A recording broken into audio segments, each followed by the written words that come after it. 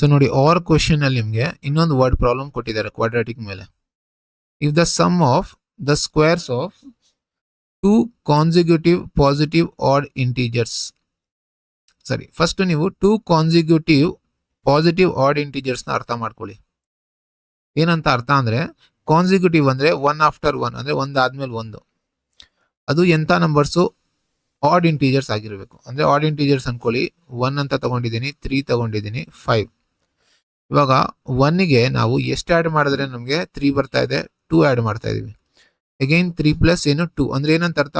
ಒಂದು number X ಅಂತ ತಗೊಂಡ್ರೆ ಆ ನಂಬರ್ಗೆ ಏನ್ ಆಡ್ ಮಾಡಬೇಕು? 2 ಆಡ್ ಮಾಡಿದ್ರೆ ನೆಕ್ಸ್ಟ್ ನಂಬರ್ ಬರ್ತಾ ಇದೆ. ದೇರ್ ಫೋರ್ ನಮಗೆ ಇಲ್ಲಿ ಒಂದು ಕ್ಲಾರಿಟಿ ಸಿಗುತ್ತೆ. ಏನಂತ? ಲೆಟ್ ದ ನಂಬರ್ಸ್ ಬಿ ಅಥವಾ ಇಂಟೀಜರ್ಸ್ ಬಿ. ಒಂದು ಎಕ್ಸ್ ತಗೊಂಡ್ರೆ ಇನ್ನೊಂದೇನು ಎಕ್ಸ್ ಪ್ಲಸ್ 2 ಅಂತ ಗೊತ್ತಾಯ್ತು. And according to the question ಅವ್ರು ಏನು ಹೇಳ್ತಾ ಇದ್ದಾರೆ ನೋಡಿ.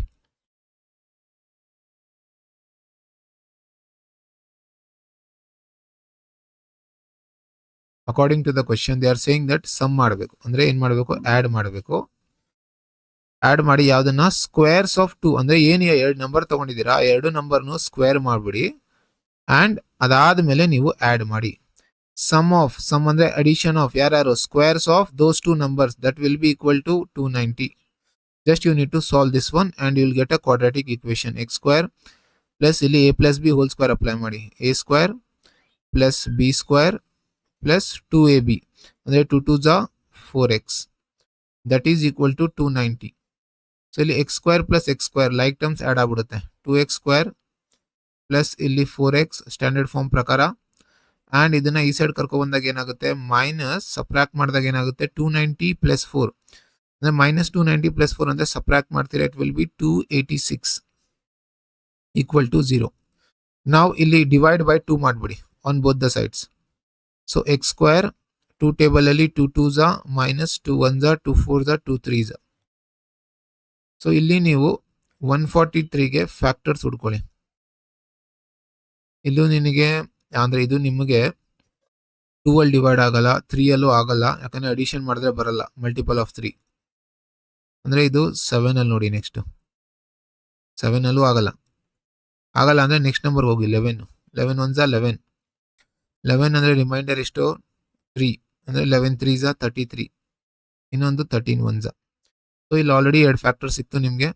ಸೊ ಎಕ್ಸ್ ಸ್ಕ್ವೇರ್ ಫಸ್ಟ್ ನಂಬರ್ಗೆ ಪ್ಲಸ್ ಕೊಟ್ಬಿಡಿ, ಅಂದ್ರೆ ದೊಡ್ಡ ನಂಬರ್ಗೆ ಪ್ಲಸ್ ಕೊಟ್ಬಿಟ್ಟು ಇನ್ನೊಂದು ನಂಬರ್ ಚಿಕ್ಕ ನಂಬರ್ಗೆ ಮೈನಸ್ ಕೊಡಿ. ಅವಾಗಲೇ ನಿಮ್ಗೆ ಏನ್ ಸಿಗುತ್ತೆ? ಪ್ಲಸ್ 2.